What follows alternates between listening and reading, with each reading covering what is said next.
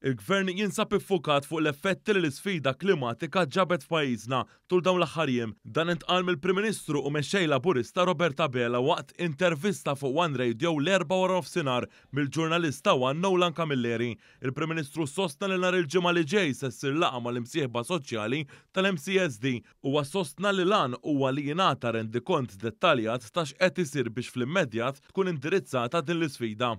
Biex nispjega l-pjan b'saħħtu li għandna għat-tisħiħ tas-sistema ta' distribuzzjoni tal-elettriku, x'għamilna f'dal aħħar xhur fl-implementazzjoni ta' dak il-pjan għax dan huwa pjan li diġà beda jiġi implementat, x'qed isir bħalissa biex tissaħħaħ is-sistema ta' distribuzzjoni u dak li rridu nkomplu nagħmlu biex din is-sistema issa tibqa' tissaħħaħ iżda b'mod aċċellerat. U t-tielet dak li tlaqt bih jiġifieri illi nitkellmu flimkien mal-imsieħba soċjali kollha dwar dan il-fenomenu tal-tibdil fil-klima. Il-Prim Ministru sostna li l-Gvern sensittiv għal dak li huwa għaddej u jrid jiddialoga daqskemm jaħdem biex jagħti s-soluzzjonijiet.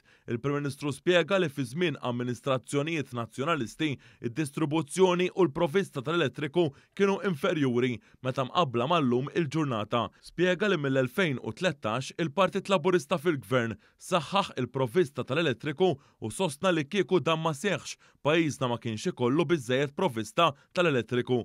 Dr. Bela semma kif bħalissa għaddej pjan tal-Gvern ta' 90 miljun euro li miegħu ingħaqad ukoll 70 miljun euro oħra li ġejjin mill-pjan tal-Unjoni Ewropea Repower EU favur aktar tisjieħ tas-sistema u semma li fl-aħħar sena u nofs saru 66 substation ġdida u rimarka li fil-manifest elettorali hemm proposta li jsiru 200 substation f'din il-leġislatura għaddejjin ukoll xogħlijiet fuq ċentri ta' distribuzzjoni. Bl-iktar introduzzjoni ta' distribution centers u biżjed substations se tkun qed tnaqqas il-pressjoni fuq is-sistema tal-cables. Mela dak huwa l-mod ta' kif aħna rridu naħdmu billi fil-waqt li nibqgħu nindirizzaw is-sistema ta' provvista u l-volum u d-domanda li hija meħtieġa. Il-pressjoni fuq is-sistema tal-cables wieħed ikun qed inaqqasha anke meta għandna sitwazzjoni ta' temperaturi li huma estremi u li jien nantiċipa illi f'staġuni oħrajn ma ngħidx mhux se terġa' tiġri din is-sitwazzjoni iżda nantiċipa li bil-mod kif it-tibdil fil-klima qiegħed jaċċellera ruħu jista' jkollna sitwazzjonijiet ta' dawn il-heat waves.